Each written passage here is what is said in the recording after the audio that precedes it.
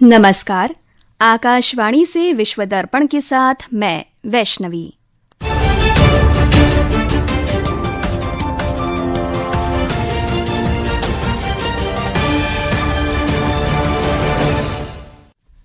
मुख्य समाचार। भारत ने जर्मनी के साथ रक्षा, व्यापार, प्रौद्योगिकी, स्वच्छ ऊर्जा और आवागमन के क्षेत्र में व्यापक समझौते के माध्यम से रणनीतिक साझेदारी को और सशक्त किया। जर्मनी ने भारतीय पासपोर्ट धारकों के लिए वीजा मुक्त पारगमन सुविधा की घोषणा की। भारत में अमेरिकी राजदूत सर्जियो गोर ने कहा, दोनों देश व्यापार वार्ता को अंतिम रूप देने के लिए सक्रिय। कहा, भारत से अधिक महत्वपूर्ण कोई साझेदार नहीं। बांग्लादेश के दिग्गज गायक और आवामी लीग के नेता प्रलय चाकी का हिरासत में निधन, परिवार ने लापरवाही का आरोप लगाया। और लियोनार्डो डी कैप्रियो की film one battle after another ने गोल्डन ग्लोब में 5 पुरस्कार जीते। हैमनेट ने सर्वश्रेष्ठ ड्रामा फिल्म का पुरस्कार जीता। के पॉप एनिमेशन डेमन हंटर्स ने 2 पुरस्कार अपने नाम किए।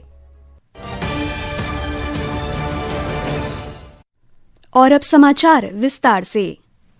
प्रधानमंत्री नरेंद्र मोदी और जर्मन चांसलर फ्रेडरिक मर्ज के बीच गुजरात के गांधीनगर में उच्च स्तरीय प्रतिनिधि मंडल वार्ता के बाद भारत और जर्मनी ने अपनी रणनीतिक साझेदारी को और मजबूत किया है।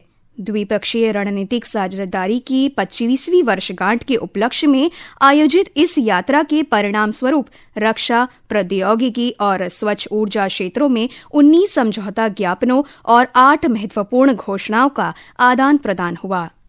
आर्थिक मोर्चे पर दोनों नेताओं ने व्यापार और निवेश को बढ़ावा देने के लिए सीईओ फोरम की स्थापना का स्वागत किया। पर्यावरण स्थिरता के लिए जर्मनी ने हरित और सतत विकास साझेदारी के तहत 1.24 बिलियन यूरो की नई फंडिंग प्रतिबद्धता की भी घोषणा की। उन्होंने भारत के राष्ट्रीय हरित हाइड्रोजन मिशन के तहत सबसे बड़े ऑफटेक समझौते पर हस्ताक्षर किए जाने का भी स्वागत किया। सांस्कृतिक मोर्चे पर जर्मन समुद्री संग्रहालय के सहयोग से अहमदाबाद के पास आए लोथल में राष्ट्रीय समुद्री विरासत परिषद के विकास के लिए भी समझौते पर हस्ताक्षर किया गया। अपर्णा खून, आकाशवाणी समाचार, गांधीनगर। भारतीय विदेश सचिव विक्रम मिस्री ने कहा कि जर्मन चांसलर की भारत यात्रा के दौरान दोनों देशों के बीच रक्षा, व्यापार, कौशल, हरित ऊर्जा और जन संबंधों जैसे क्षेत्रों में सहयोग बढ़ाने पर महत्वपूर्ण बातचीत हुई। ये यात्रा भारत जर्मनी रणनीतिक साझेदारी के प्रमुख स्तंभों को मजबूत बनाएगी और गति प्रदान करेगी। जैसा कि प्रधानमंत्री मोदी ने कहा है कि एक अनिश्चित वैश्विक वातावरण में भारत और जर्मनी दोनों विश्वसनीय और भरोसेमंद साझेदारियों को महत्व देते हैं। हमें विश्वास है कि इस यात्रा के परिणाम साझा समृद्धि और स्थिरता के लिए हमारी साझेदारी को और भी सुदृढ़ करेंगे। विदेश सचिव ने कहा कि जर्मनी के माध्यम से भारतीय पासपोर्ट धारकों को वीजा मुक्त पारगमन की घोषणा और भारतीय स्वास्थ्य सेवा पेशेवरों की भर्ती के एक नए तंत्र की घोषणा आवागमन के लिए एक प्रमुख उपलब्धि है। On the visa transit related issue, हम ये मानते हैं कि सैद्धांतिक रूप से लिए गए निर्णय एक बार लागू हो जाने पर हमारे लोगों की यात्रा काफी हद तक सरल और सुगम हो जाएगी। इससे लोगों के बीच आपसी संपर्क को और अधिक बढ़ावा मिलेगा। and promote people to people contact. Bharat में अमेरिका के राजदूत सर्जियो गोर ने कहा है कि भारत और अमेरिका व्यापार वार्ता को अंतिम रूप देने के लिए सक्रिय है। नई दिल्ली में भारत में अमेरिका के राजदूत का पदभार ग्रहण करने के बाद श्री गोर ने कहा कि व्यापार दोनों देशों के संबंधों के लिए बहुत महत्वपूर्ण है।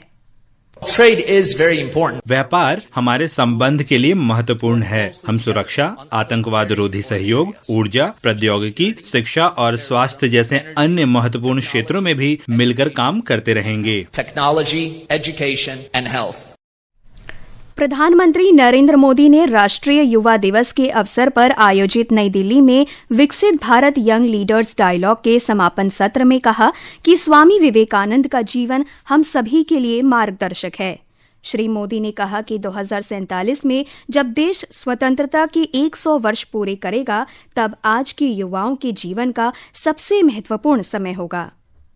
साल 2047 में जब हमारी आजादी के 100 साल होंगे, वहाँ तक की यात्रा भारत के लिए भी अहम है और यही वो समय है जो आपके जीवन में भी सबसे महत्वपूर्ण है। आपका सामर्थ्य भारत का सामर्थ्य बनेगा। आपकी सफलता भारत की सफलता को नई ऊंचाइयां जरूर देगी। मैं आप सभी को विकसित भारत यंग लीडर्स डायलॉग में सहभागिता के लिए बहुत बधाई देता हूँ। भारत बुधवार को राष्ट्रमंडल देशों की राष्ट्रीय संसदों के अध्यक्षों और पीठासीन अधिकारियों के 28वें सम्मेलन CSPOC की मेजबानी नई दिल्ली में करेगा। 3 दिन का ये सम्मेलन 16 जनवरी तक चलेगा। लोकसभा अध्यक्ष 28वीं CSPOC के अध्यक्ष के रूप में CSPOC स्थायी समिति की बैठक की अध्यक्षता करेंगे। श्री बिड़ला ने बताया कि प्रधानमंत्री नरेंद्र मोदी 15 जनवरी को संविधान सदन के ऐतिहासिक सेंट्रल हॉल में सम्मेलन का उद्घाटन करेंगे। विश्व दर्पण समाचार आकाशवाणी से प्रसारित किए जा रहे हैं। ताज़ा समाचार जानने के लिए आप हमारे social media handle x@AIR News Hindi को फॉलो कर सकते हैं। बांग्लादेश के अनुभवी गायक और आवामी लीग के नेता प्रलय चाकी का हिरासत में निधन हो गया। उनके परिजनों ने हिरासत में उन्हें चिकित्सा देखभाल से वंचित किए जाने का आरोप लगाया है। 1980 के दशक के लोकप्रिय गायक प्रलय चाकी अपने भाई मोलय चाकी के साथ बांग्लादेश टेलीविजन पर नियमित रूप से प्रस्तुति देते थे। वे पाबना जिला आवामी लीग के सांस्कृतिक मामलों के सचिव भी रहे हैं। उन्हें पिछले साल 16 दिसंबर को पाबना स्थित उनके आवास से भेदभाव विरोधी छात्र आंदोलन के दौरान हुए एक कथित हमले से जुड़े मामले में गिरफ्तार किया गया था और बाद में जेल भेज दिया गया था। पाकिस्तान के खैबर पख्तूनख्वा प्रांत के टैंक जिले में आज एक पुलिस वाहन को बम से उड़ा दिया गया। इस घटना में 6 पुलिसकर्मी मारे गए और 3 घायल हो गए। पुलिस अधिकारियों के अनुसार जिला पुलिस अधिकारी को निशाना बनाने के लिए अज्ञात बदमाशों ने पुल के पास विस्फोटक सामग्री लगाई थी। पाकिस्तान के अंतर्राष्ट्रीय स्तर पर नामित आतंकवादी संगठनों के साथ संबंध कई दस्तावेजों और सार्वजनिक स्रोतों से उजागर होते हैं। ये साक्ष्य ये सिद्ध करते हैं कि पाकिस्तान आतंकवादियों को राजनीतिक संरक्षण और भौतिक सहायता देकर हिंसा को बढ़ावा देता है। एक रिपोर्ट।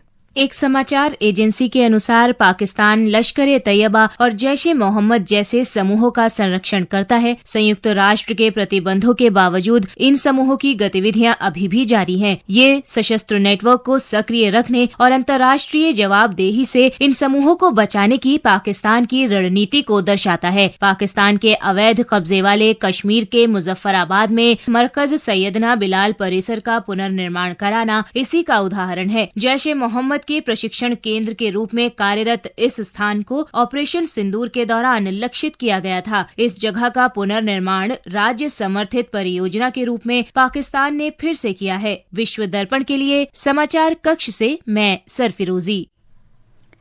83वें गोल्डन ग्लोब्स अवार्ड्स 2026 में लियोनार्डो डी कैप्रियो की film one battle after another ने श्रेष्ठ हास्य फिल्म श्रेणी सहित 5 पुरस्कार जीते।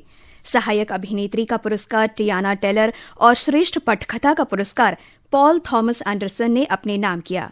क्लोई ज़ाओ के शेक्सपियर नाटक हैमलेट ने सर्वश्रेष्ठ फिल्म का पुरस्कार जीता। नेटफ्लिक्स की animated film K pop Demon Hunters ने 2 पुरस्कार जीते। इंटरसेक 2026 का आयोजन आज से दुबई वर्ल्ड ट्रेड सेंटर में शुरू हो गया है। इस नवीनतम संस्करण में कई नई विशेषताएं और अंतर्राष्ट्रीय भागीदारी शामिल है। और अंत में मुख्य समाचार एक बार फिर। भारत ने जर्मनी के साथ रक्षा, व्यापार, प्रौद्योगिकी, स्वच्छ ऊर्जा और आवागमन के क्षेत्र में व्यापक समझौते के माध्यम से रणनीतिक साझेदारी को और सशक्त किया। जर्मनी ने भारतीय पासपोर्ट धारकों के लिए वीजा मुक्त पारगमन सुविधा की घोषणा की। भारत में अमेरिकी राजदूत सर्जियो गोर ने कहा, दोनों देश व्यापार वार्ता को अंतिम रूप देने के लिए सक्रिय। कहा, भारत से अधिक महत्वपूर्ण कोई साझेदार नहीं। बांग्लादेश के दिग्गज गायक और आवामी लीग के नेता प्रलय चाकी का हिरासत में निधन, परिवार ने लापरवाही का आरोप लगाया। और लियोनार्डो डी कैप्रियो की film one battle after another ने गोल्डन ग्लोब में 5 पुरस्कार जीते। हैमलेट ने सर्वश्रेष्ठ ड्रामा फिल्म का पुरस्कार जीता। इसके साथ ही विश्व दर्पण का ये अंक समाप्त हुआ। नमस्कार।